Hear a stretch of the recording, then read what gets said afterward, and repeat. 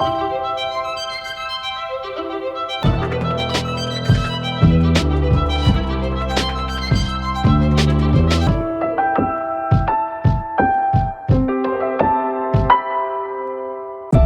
good afternoon, everybody. I'm Professor Dan Breen here at Brandeis University, and I'm very happy to join you this afternoon for today's presentation on Mount Everest, the highest highs and the lowest lows. And before beginning, I'd first like to thank a couple people. First is the author Wade Davis, who wrote a book called Into the Silence, a very gripping account of the first Everest expeditions, from which I've derived a lot of useful facts, some of which I'll be sharing with you today. And I'd also like to thank from One Day University, Blair Eric, who at very unforgivably short notice was able to put together the slide presentation that I'll be sharing with you today. But as we begin our story, let's go back 50 million years ago, when there was a large, vast island in the midst of the Tethys Ocean that at the pace of 6 inches a year was proceeding north in that ocean towards a much larger landmass. The collision was inevitable, and it happened about 50 million years ago. And as a result of that massive collision of the island and the large landmass, the Earth buckled up and vast, majestic mountains were thrust towards the sky. That island became India, and the great thrusting of Earth eventually became the Himalayan mountain range. Himalaya just means dwelling of snow. And among the mountains that was thrust up by that process was this one here, eventually called Chomolungma by the Tibetans, which just means mother goddess of the world. And that mountain, Chomolungma, as a matter of fact, although they didn't know it then, is the tallest mountain in the world. At last glance, the mountain is 29,031.69 feet tall, making it by a fairly substantial margin the tallest in the world. Although maybe we shouldn't be so quick to say that, because if you want to measure height not from sea level, which is what we're doing here, but rather from the center of the Earth, then the honor of tallest mountain in the world actually belongs to Chimborazo, I should say, in Ecuador, because that's 7,000 feet further from the center of the Earth than Chomolungma happens to be. And neither of those mountains are much compared to the tallest mountain in the solar system, and that honor belongs to Olympus Mons, which you can see if you are Martian, stretching 16 miles above the Martian surface. At any rate, nobody knew for many millennia that Chomolungma was the tallest mountain in the world. They wouldn't know that until the 19th century. And the reason was in the early 19th century, I think 1802 to be exact, the British mounted what to this day is one of the most impressive feats of scientific research in human history, the Great Trigonometric Survey of India, an attempt to survey the vast Indian subcontinent, beginning in the south and making their way year by year towards the north. And what they did to begin was they measured out using a chain of known distance, a 4-mile base of distance from the coast south of what is now Chennai, then Madras, 4 miles inland. And once they had the precise distance through that chain measured, they then went from the inland point and they measured off another route of distance to another point to the north of that. And once they had the angle between those lines in the exact precise distance, they were then able to use simple geometry and trigonometry to decide the length of the third line from the third point to the original point on the coast, thus completing the triangle. And they did that all up north and south of India and a little bit east and west for the better part of the rest of the 19th century. Triangle by triangle by triangle. They measured through monsoons. They measured through jungles. They measured through tiger attacks, through bouts of fever, using points of land as high as they could get them for the various points, sometimes hills, sometimes the tops of temples. Sometimes they would have to build towers of their own to get the necessary point. Some of those towers you can see to this day. And the instrument they used, familiar to surveyors, was their version of the modern theodolite. And there's a 19th century theodolite for you there. And eventually, after the triangles and the triangles and the triangles had been laboriously measured out through much of the lowland part of India, they got beyond the northern river valleys and they began to glimpse far above them, many of them inaccessible in Nepal, the great mountain range of the Himalayas. And it occurred to them to use these theodolites to try to get some idea of the height of these majestic mountains. As time went on, by the 1840s, using the theodolite to measure the angle between the tips of those peaks, which they could see through the telescope in the horizontal, they eventually decided perhaps that this mountain here, Kanchenjunga, was probably the tallest mountain in the world, coming in apparently at around 48,000 feet. Not 48, 28,000 feet. And by then, the man who led this survey was this man here, George Everest. And I think, as you can see, he looks a bit like the poet Walt Whitman. And if there happened to be a contest for the two people in history who look the most alike while being the most different in terms of personalities, probably the winner would have to be George Everest and Walt Whitman. George Everest was a famous prickly personality, didn't get along with that many people. He was all business, and maybe that's really all what you would really need to be in order to get this massive trigonometric survey completed. At any rate, while Everest was the head of the survey, some of the theodolite handlers trained their telescopes on a distant peak that was just jutting up so that you could barely see it from where they were, much lower down on the Indian plains. And they began to try to measure the distance, or the angle, in their case, between the peak and the horizontal. And they came up with a bunch of numbers. So based upon the numbers, they're going to try to measure the height. Originally, they called it peak B. Then they called it peak 15. They still didn't know what the height was because the numbers crunchers back in Calcutta were going to have to figure that out. So the people down in Calcutta who were going to look at the raw data were called computers back then. And one of them was a Bengali named Radhanath Sikdar. So Radhanath Sikdar got these numbers about peak B, this peak 15. And after doing all the necessary calculations, by 1852, he had figured out that this peak, whatever it was the tallest in the world. And he figured that it came in a bit taller than Kanchenjunga at 29,000 feet exact. But of course, he didn't want to say, the computers in Sikdar, that the peak was 29,000 feet exact. They figured nobody would believe them. How could it be that precise? So arbitrarily, they tacked on another couple of feet. And so Chomolungma, as they eventually learned, the Tibetans called it, was considered the tallest mountain in the world at 29,002 feet. And that was a great achievement. Now the only question was, what were the British going to call this? And by 1865, they decided to name it after George Everest. That wasn't Everest's idea. He had never seen the peak, but they decided to name it after him anyway. And so for the last 150 years, George Everest would not be pleased to know people have been mispronouncing his name. It's not Mount Everest to most people. Of course, it's Mount Everest.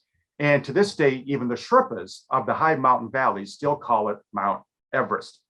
Well, now the world had a pretty good idea of what the tallest mountain in the world was. And this is the middle of the 19th century. So obviously the thing to do now was climb this thing. And it was lucky that they figured this out in the 19th century because that was the first great century of mountaineering, when it actually occurred to people that maybe it would be a good idea to climb mountains. Before the middle of the 19th century, hardly anybody climbed a mountain. Why would you? You just have to come back down again. But the 19th century in Europe was the great Romantic era, an era when people were attracted to the sublime, to the majestic, to the grand. And in that kind of intellectual atmosphere, people began to think, wouldn't it be a wonderful thing to climb the mountain and experience that natural grandeur for yourself? For example, the Matterhorn, which you see here, had been known for many thousands of years. People have been living in the Val d'Aosta in northern Italy for a long time. They had seen the Matterhorn. They had walked near the Matterhorn. It never occurred to anybody to climb the Matterhorn, however, until the 19th century. Why bother? You can't grow anything up there after all. And so it was that in 1865, the Matterhorn, for the very first time here in the Romantic era, was actually climbed by this man here, Edward Whymper. Many had tried before him, especially in the 1850s, but he was the first one to make the climb. 4 people died during that climb when their rope broke, but Whymper made it to the top and back down and became one of the most famous men in the world for having done so. He would eventually go on to design a special tent for mountaineering called the Whymper tent, named after him, and versions of that tent would eventually be used in the very first Mount Everest expeditions, and they continue to be used to this day. However, nobody was thinking of climbing Mount Everest, at least not yet.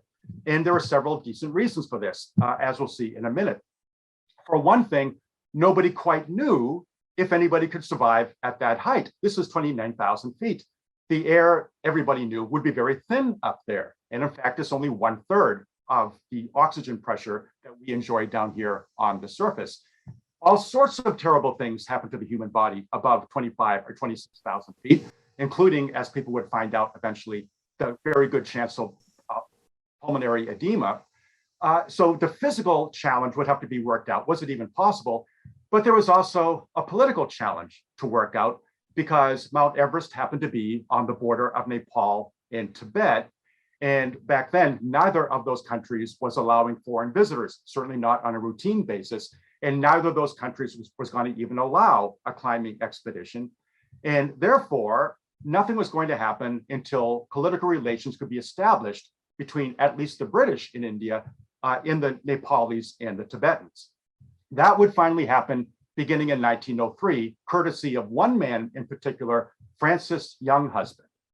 Now, Francis Younghusband was a colonel in the British Army, and he was the man who was sent at the end of 1903 by the British government to take a small army north of Darjeeling in British India through the Himalayan passes and into Tibet, with the aim of opening political and economic relations with Tibet, ultimately as a way to create Tibet as a useful buffer between British India and the Russian threat to the north, which the British and India were always afraid of.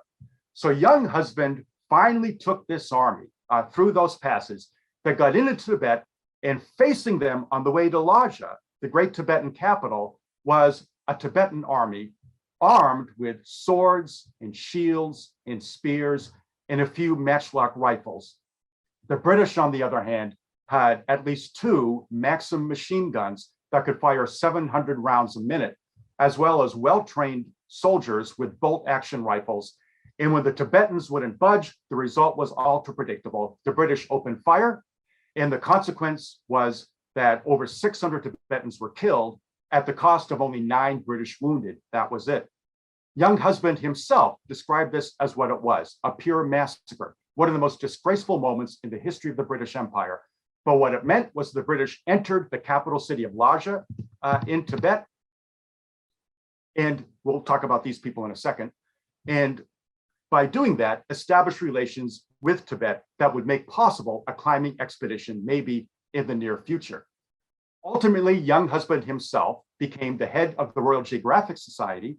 And after World War I, it was Younghusband and also the very prestigious Alpine Club of London that put together a committee to sponsor an expedition to Everest. The time was ripe by the early 1920s. The Great War was over. The carnage had shocked the imagination of the world, and the British people needed a reason to feel proud about themselves again after this terrible bloodletting of the 4-year First World War. What better way to elevate British pride than for the British to conquer the tallest peak in the world? They had not been to the South Pole first, they had not been to the North Pole first, but maybe the British could get to Everest first. And so it was that this Everest Committee of the Royal Geographic Society and the Alpine Club began putting together the expeditions that would proceed towards Everest. There would be 3 of them. One of them in 1921 would be a reconnaissance expedition. That expedition would try to map out a way to Everest from the Tibetan side. As of yet, nobody knew quite how to get there. And then future expeditions, maybe if all went well, would actually try the summit. The people, the men who were on that expedition were some of the most adventurous, talented, and colorful characters ever to combine for one goal in the annals of human exploration. And I just want to talk about a few of them. Wade Davis does a good job talking about all of them. But one man, you've been looking at this for a while now, is the man standing up second from the left. And that's Colonel Charles Howard Bury, aristocrat, Anglo-Irish aristocrat with the big estate in Ireland, who spoke 27 different languages and had extensive experience hiking and to some extent climbing Himalayan peaks before 1921. Howard Bury is known for a lot of different things, but on one of his trips to India, he happened to come across a bear, which he named Agu, and he adopted the bear. took it back to Ireland, and really enjoyed in his spare moments wrestling with despair. And I'm very pleased to say that Agu, the bear, actually liked Ireland and lived 20 happy years on Howard Bury's estate. Howard Bury, like many of these men, had fought in the Great War. He fought in many of the major campaigns of the Great War, was captured by the Germans in 1918, escaped, was captured again, somehow survived.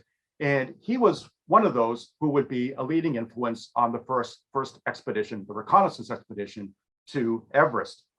Unfortunately, one of the things Howard Bury did on that first expedition was he found a footprint at about 21,000 feet, and he talked about that footprint to the press, and that's the origin of the legend, which still persists today, of an abominable snowman, so-called, somehow walking about in the high passes and lower slopes of the Himalayas.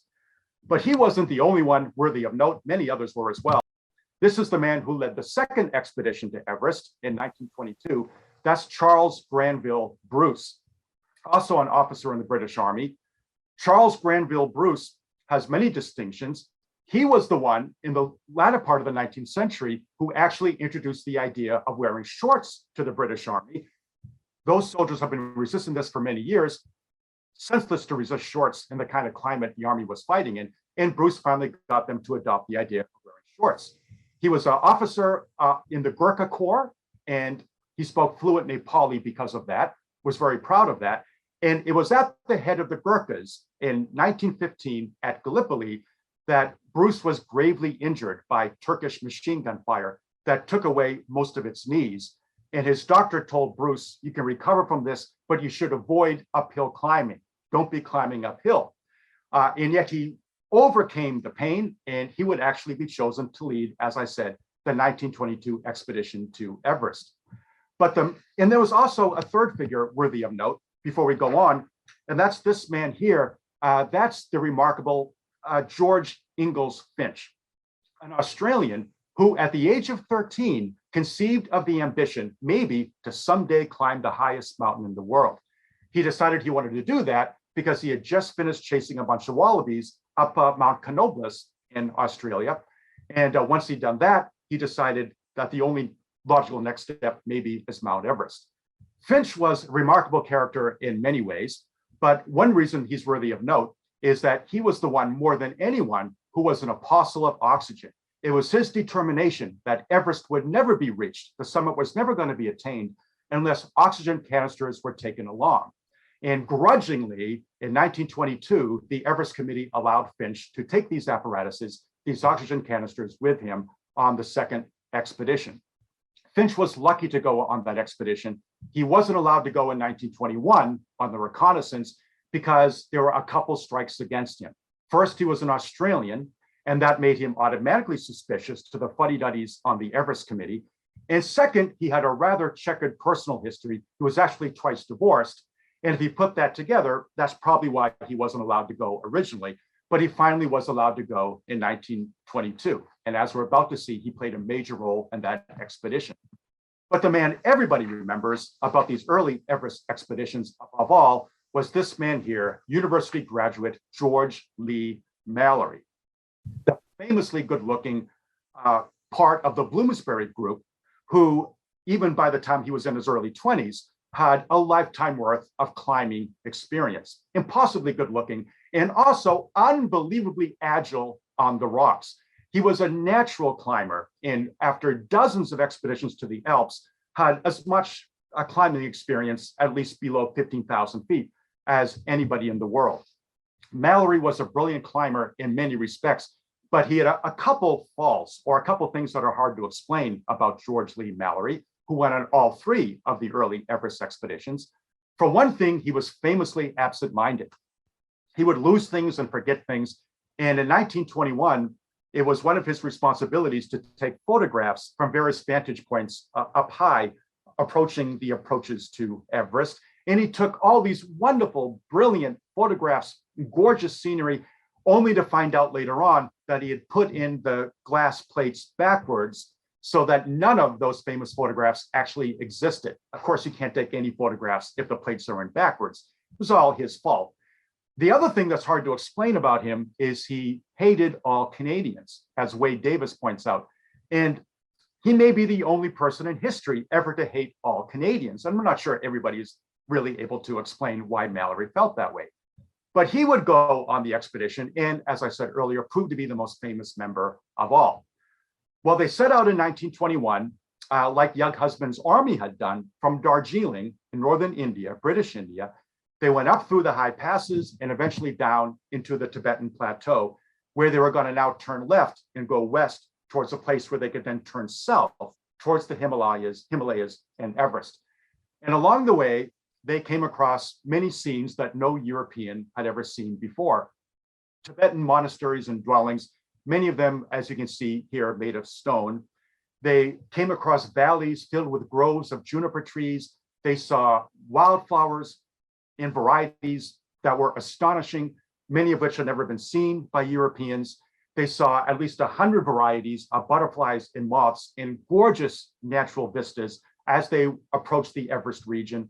And as they made their way through Tibet, and here's a view of Everest from one part of the Tibetan Plateau, they kept seeing these chortens, which you see before you on the screen. And those are Tibetan Buddhist shrines. There are 8 different kinds of chortens, each one of them representing a different stage in the life of the Buddha. And they were all over the Tibetan landscape, up into the high hills. Today, many of them are gone because of what the Chinese did to them during the Cultural Revolution. But at the time, they were all over the place, and nobody could be failed to be impressed by them. Ultimately, though, the point was to find a good route to Everest and maybe a good prospective route to the summit. And that eventually is something they accomplished. They eventually got to, by May of 1921, the East Rongput Glacier. And that led to the area here on the lower right to the map. That was called the North Col by the expedition, COL. It's a field of ice and snow. It's not easy to climb. But once you get to that North Col, which you see on the right, then you turn to the left and you go up that ridge leading at the left-hand side of your slide towards the lower part of the summit. Now, once you get up that northern ridge, then you can see right, you take a right, as you can see, that's the Northeast Ridge. And the Northeast Ridge, they thought, would take them ultimately to the summit. So they found the route in 1921, but they were in no condition, of course, by then to attempt to climb. That would have to come till later. It was now May and June of 1921. And the rule of thumb is on Everest, you don't try to get to the summit before that because it's the winter. And you don't want to go after June because that's the monsoon. Really, you don't want to go after early June if you can avoid it.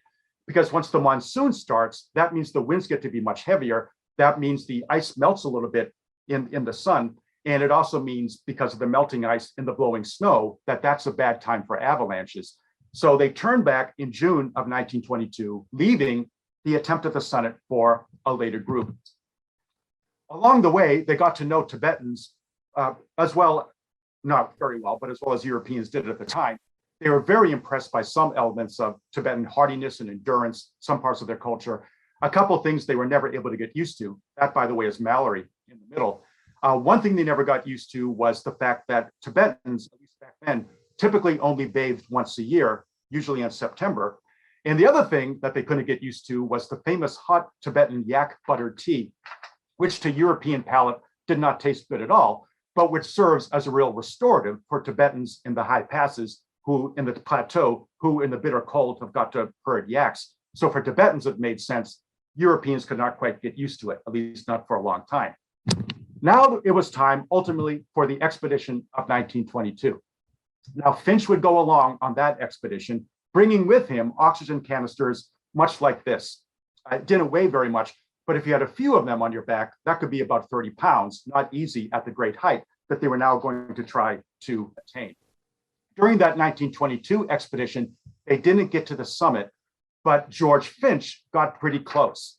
He got above 27,000 feet, setting a new height record, and he could see on the Northeast Ridge before him the route to the summit. And he might have been able to make it because he did have oxygen, still May of 1922, but he decided to turn back because his climbing partner, Charles Bruce's cousin, Jeffrey Bruce, was signaling to him that he couldn't go on. Something had gone wrong with Jeffrey Bruce's oxygen canisters, and that meant his life was in danger. And so rather than achieve the glory of the first summit, which he might have done, George Finch turned back to save the life of Jeffrey Bruce. And that's why the summit was not attained in 1922. The end of the story of 1922, though, is tragic because Mallerie decided maybe it was time to make one more attempt after Finch's attempt failed. By now, it's June 7th, 1922. We're into the beginnings of the monsoon, but Mallerie decided he wanted to try anyway. So he took a party accompanied by many Sherpa porters. Charles Bruce, as much as anybody, had understood the need to have Sherpa porters and guides if you were ever going to attain the summit. Mallerie knew that too, as did everybody by then. So Sherpas accompanied this party up the North Col on June 7th, 1922. And as they were just beginning to end the climb up the col, all of a sudden the snow gave way. There was a tremendous sound. An avalanche had happened, tumbling down the peak. All of them went. Mallerie was lucky to survive, but 7 Sherpas did not survive. They died in that avalanche. The first of what we know to be 309 people to die in the process of trying to climb or come back down from the summit of Mount Everest. 7 Sherpas dead. Charles Bruce, the leader of that expedition, was able to get 13 pounds paid to the families of all the Sherpas who had died, which doesn't sound like much, but it's worthy to point out that in 2014, after 16 Sherpas died on Everest in a terrible avalanche, the Nepali government promised to pay to those families $415 apiece, which in real terms is less than the 13 pounds that Charles Bruce provided for the families of the Sherpas who died in 1922. And by the way, while we're on the topic, the very worst death toll in Nepal on Mount Everest happened on April 25th, 2015. And that was the day of the Great Everest earthquake. And on that day, a little bit, I think 16 people died on Everest. And I think actually the death toll in 2014 was a little less, but 16 died on Everest in 2015.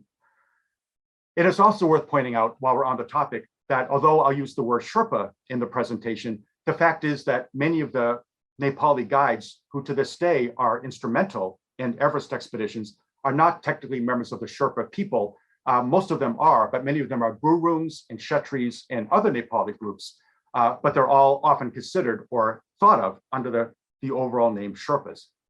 Well, the 1922 expedition hadn't quite made it to the summit, but the Everest Committee was not done yet. There was going to be another expedition, an expedition in 1924 that Mallerie was going to go on again, that he well knew was probably going to be the last time he was going to try to make the summit. He was getting a little older by this time. He was 37. By this time, the attempts to try to make the summit of Everest had begun to capture the imagination of the world. And as a result, Mallerie and others went on speaking expeditions around Britain and other countries to meet a very anxious public, maybe raise money for the 1924 expedition. And that's why in 1923, Mallerie found himself in New York City, giving speeches to interested people who would come to see him. And it was during one of those speeches that a reporter happened to shout out to him, why bother climbing Everest? Not a bad question. And it was to that question that Mallerie gave the most famous response in the history of mountaineering, because it is there. Was that some kind of existential insight on Mallerie's part? Was this some well thought out explanation? Probably not.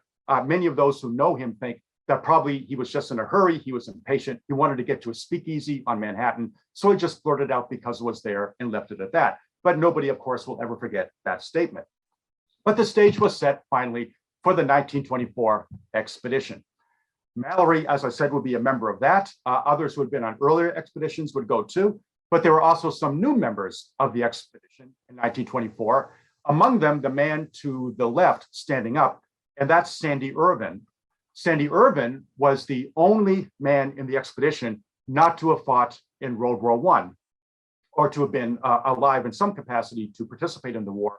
He was too young in 1914, although when he was 15 years old, he was enough of an engineering genius to design a way to fire a machine gun precisely through moving propeller blades of an airplane. That's the kind of remarkable person he was. All of these men were remarkable in their own way. So Irvine was going to go, a very, very strong man with some mountaineering experience. And there in the slide, you see Mallerie again. He's the man standing up just on the other side of Irvine, as they're facing the screen, just to Irvine's left. I should point out that Finch was not on the 1924 expedition, and the reason was that he had delivered some unauthorized lectures, not with the Everest Committee's permission. They got angry at him about that, and so he wasn't allowed to go. Notice how all of these men are dressed. They seem to be in Norfolk tweeds with wool and layers of cotton. Not a very sensible way maybe to go about it. Finch had actually invented a kind of coat with eiderdown in balloon fabric on the outside, the ancestor of all those puffy eiderdown jackets that people wear around the world today, which kept them nice and toasty and warm. But the others felt there was something stupid about that kind of coat. So it was in tweed and wool that this expedition would try to attain the summit of Mount Everest. And try they did. The story goes like this. They eventually got to a point where maybe they could attain the summit through a series of camps, so that at a camp called Camp 6, at just below 27,000 feet, I think, it would be Mallerie and Irvine, who you see here, who would actually attempt the summit. That's Irvine on the left, Mallerie on the right.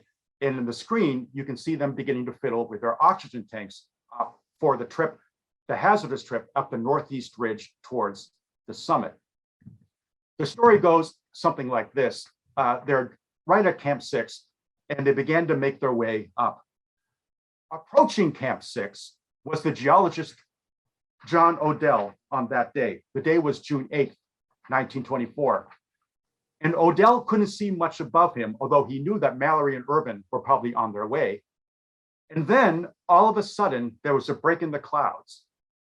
And Odell later said that he could see in that break of the clouds 2 moving dots proceeding up the northeast ridge. And if you look at the map, Odell thought they might have been approaching a ridge known as the second step, which you see there.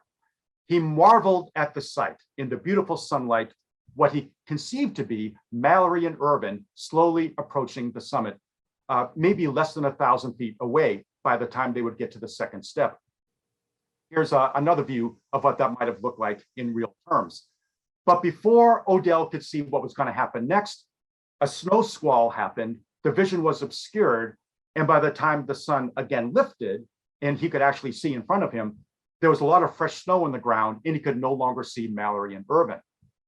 Odell made his way to Camp 6 to see if he could wait for Mallerie and Irvine. The reason he thought they were probably going to have to come down by daylight, as it turned out, because Mallerie, in a typical act of absent-mindedness, had misplaced his flashlight. So if they were going to get to the top, they probably couldn't be there after dark. They would have to be back at Camp 6, hopefully by daylight or just after dark. But Odell could not wait there forever because there was only room in the whimper tent for 2 people, not for a third person.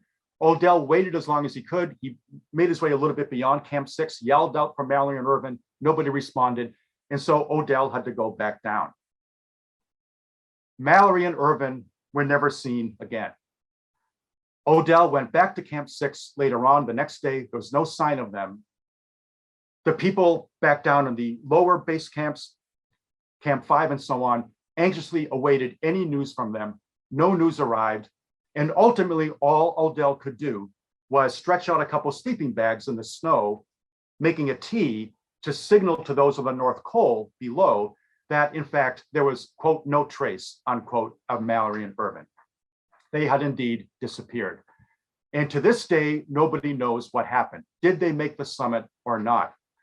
They could have. There were those who believed that Mallerie would never have turned back if he had gotten as far as the second step, so close to the summit as that was. Others believe that they would have had to turn back as darkness set in. Maybe there was an accident on the way to the second step. Maybe they never got beyond the second step. We'll never know. Mallerie's body was only found by the climber Conrad Anker in 1999. And if you look at this slide, it was found at a point just below the second step, to the left as you're looking at the slide, a little bit below on that ridge that you can see directly in front of you at the center. That's about where Mallerie's body was found. And when they found the body, they couldn't find the picture of Mallerie's wife, Ruth, which leads some people to think that Mallerie did make the summit, left a picture of Ruth at the summit, and then died on the way back down through some accident. And they clearly had an accident. Mallory's foot was broken. He had a bad puncture in his forehead. There was some fall, but did he get to the summit or not? We don't know. Many believe he could never have gotten beyond the second step. The second step is about 100 foot high. Some of it's vertical, would have been a really, really big obstacle. But at any rate, the mystery endures. And after 1924, for several years after this unsuccessful attempt to make it to Everest, the British stopped trying. They tried again beginning of the 1930s, however. And as we begin to conclude the presentation, I did want to point out that a couple really major things, important things happened in those unsuccessful 1930s expeditions. But one thing was that a climber, a Sherpa named Tenzing Norgay, went on those expeditions, several of them, and began to get really valuable climbing experience that would serve him very well a little bit later on. But another thing I should point out, and maybe you've been wondering about this, why doesn't anybody just fly over Everest? Why are you bothering with these long, arduous climbs? Why not do it the easy way, supposedly? Why not fly over Everest? And in fact, in 1918, some people proposed that the British do just that, fly over Everest and then drop somebody via parachute, maybe, on top of the peak. Well, I'm kind of glad that nobody actually did that in 1918. But in 1933, a similar attempt would actually be made. That's a lecture in itself. I'll just give you the broad details. A man named Lord Clydesdale, an adventurer named Lord Clydesdale, Douglas Hamilton was his name, decided he wanted to fly over Everest, but he needed the money to fund the expedition. So he went to a woman named Lady Houston, Lucy Lady Houston, who happened to be, according to some accounts, the second richest woman in Great Britain. She apparently had gotten most of her money because she'd been the mistress of the man who owned the Bass Ale Brewery. He left a lot of his money to her. That's where she got her fortune. And one day, Lord Clydesdale delighted her by showing up at her Scottish estate in kilts, and Lady Houston decided to fund this attempt to fly over Everest. She actually believed that if the British could just fly over Everest, that would capture the imagination of the people of India, and they would stop these silly ideas of theirs that they should be an independent country, if only the British could fly over Mount Everest. And the idea that Lady Houston would believe that maybe tells you all you need to know about how well the upper crust of Britain really understood the people of India. At any rate, the expedition did happen, and Lord Clydesdale and his partner, Lieutenant McIntyre, got in the cockpits of this plane here, a plane like this, the Westland Wallace 6. Notice this is an open cockpit. And in the freezing cold of the stratosphere around Everest, they approached the peak wearing a bunch of layers of wool in 1933. And they did, in fact, fly over Everest, the first people to do so. Lady Houston would eventually go on to provide the money that would fund the research and development for the plane that would eventually become the Spitfire, although Lady Houston would die in 1936 before knowing the role she had played in winning the Battle of Britain. There's a lot of unsavory stuff about her we could go into, but luckily for you, probably, there's just not enough time. And so to conclude, let's finally get to the successful element of the story, which began to happen after 1950. Nobody up to then had gotten to Everest by the Tibetan side. Everest would not be climbed from the Tibetan side until the Chinese did it in 1960. But what happened in 1950 is there was a rebellion in Nepal. A new government took place that was more willing to open things up a little bit to the rest of the world. And as a result, they allowed expeditions to Everest from the Nepali side, the southern side. And thus, in 1951, a British expedition led by the great mountaineer Eric Shipton did get to a point where they could chart a route up to Everest from the southern side. As you can see here, going up what's called the Khumbu Icefall and establishing, one would think, a series of camps from which eventually the summit might be attained. Shipton and his crew couldn't do that in 1951, but they pointed the way for 1952, a Swiss group, to actually come very close to the summit indeed. And that group took with them, not as a porter, but as a full-fledged member of the expedition, in his own right, Tenzing Norgay. They got to well over 27,000 feet. Tenzing Norgay and his Swiss comrades spent the night in tents, battered tents, with no sleeping bag on the last day of the attempt to get to the summit, with no water except what they could melt through candlelight, in nearby snow. They got close, but they weren't able to get the whole way. They had to come back down. But that was 1951. And luckily, there was going to be another chance in 1952 for the British. Nepal was only granting permits for one expedition per year. The British had gone to 51 under Shipton, the Swiss in 52. The British would have their chance, another chance in 53. And it was that expedition that finally achieved success when, as we know, Tenzing Norgay on the right and Edmund Hillary on the left finally did achieve the summit. It was May 29th, 1952. They left their camp, which they called Camp 6, at 6:30 in the morning, made their way up the ridge towards the summit. There was one major obstacle, about 40-foot cliff, to this day called Hillary Step. But they got beyond that, kept climbing for another hour, and then got to the top of the world. They had a flag with them. They took a few pictures. They spent 15 minutes there. Hillary left a cross. Tenzing Norgay left some chocolate. Tenzing Norgay never revealed who literally was the first person to actually step on the summit. Hillary, I should say, he never revealed it. Tenzing Norgay said that Hillary was the first, but Hillary never confirmed that. All we know is that they came down after 15 minutes to some welcoming members of the expedition with nice hot soup for them. And nobody knew they had done it for another couple of days. The word only spread on June 1st, 1952, timed to coincide with the coronation of Queen Elizabeth on June 1st, 1952. What a day that was for the fading British Empire. What a day of pride. The Daily Express, one of the newspapers in London, had a picture of the glowing new queen on the cover, along with the headline, "All this and Everest too." I should say that the only reporter on that momentous 1952 expedition was a man named James Morris, who would go on to be the most respected travel writer of the 20th century. James Morris wrote an account of the Everest expedition. That was 52. In 1964, James Morris began being one of the most and first high-profile people ever to begin the process of gender reassignment. And by 1972, he had gender reassignment surgery, transitioning from James Morris to the female Jan Morris. Jan Morris would eventually die in 2020, just a couple years ago. Now to conclude, ever since that 1952 expedition, 4,000 people have climbed Mount Everest, almost all of them from the Nepali side, that is the southern side, using many of the same camp locations that Tenzing and Hillary had used in 1952.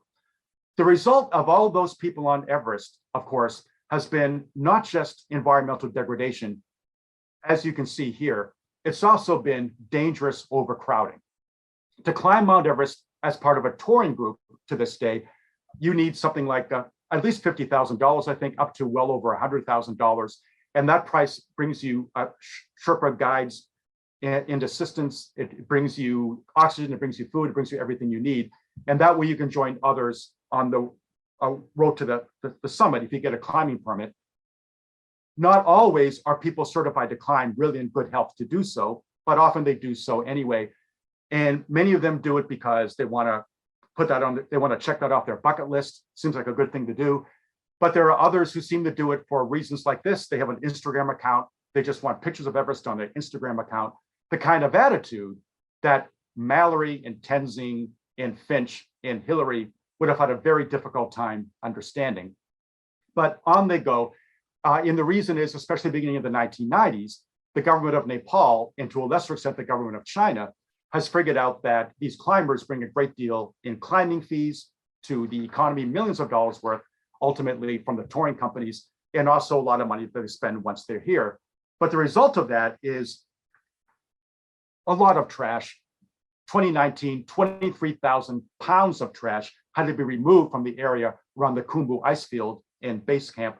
And also, as I said, this overcrowding can be pretty dangerous. Weather conditions change very quickly on Everest, even before the monsoon set in. And what's going to happen during climbing season, if you got a lot of people on approaching the summit, as you can see here, and because of conditions, you got to turn around really quickly. Well, of course, the danger can be that people die under circumstances like that, as they did in 1996, when 8 climbers died in the episode documented by John Krakauer in his famous book, Into Thin Air. and others died that way too, almost every year. But the money is there, and so the permits continue to be granted. The climbing season was canceled during the worst of the pandemic, but I believe it's on again. Well, before this era of modern Everest tourism, we should remember, as we've just been talking about, the identities and the stories of the truly adventurous people who were doing this on their own as part of very small expeditions. But that story continues even into the late 20th century. So as we conclude, I did want to point out a couple other famous pioneers on Everest, and that is Junko Tabei, as you see on the screen, all 4'9" of her. And she's the woman in 1975 who helped lead the first all-female expedition to climb Everest. She was able to surmount Everest, the first woman to do so, even though she had been buried a little bit earlier in an avalanche in which she lost consciousness for at least 6 minutes. She summoned her courage anyway, and she got to the top. But maybe the greatest mountaineer of all, maybe the greatest Everest feat of all, would actually happen in 1980, courtesy of this man. That's Reinhold Messner. Reinhold Messner was the first person ever to climb solo on Everest without oxygen, solo without oxygen at 29,000 feet. And he did that at about the beginning of the monsoon season when it was getting to be dangerous. And he also did it by taking a slightly new route that some had cited before that nobody had ever taken on the Northeast Ridge. And that 1980 feat may very well be the single greatest mountaineering feat on Mount Everest. And it's one of the reasons why Reinhold Messner, who is still with us, is sometimes considered the greatest mountaineer in history. But he's a purist, and he doesn't cotton with people who join these big Everest tourism companies and go to the top that way. He doesn't see much use in that. Why not go to Disney World if you're going to be doing that? And he's enough of a purist to believe that at least surviving in him and a few others is the individual spirit, the questing spirit of Mallerie and the others who climbed Mount Everest, not because they wanted likes on their Instagram account, but because they wanted to demonstrate through their own achievements a certain testament to the human spirit and what people at their best are capable of. And I'm going to leave the last words as we look at Reinhold Messner to Eric Shipton, the mountaineer who had helped pioneer the route, the Nepali route, up the southern route to Everest. And it was Shipton who said, contrary to the modern spirit of Himalayan tourism, that no exhibition should ever be launched unless you can plan it on the back of a cocktail napkin. Thank you very much.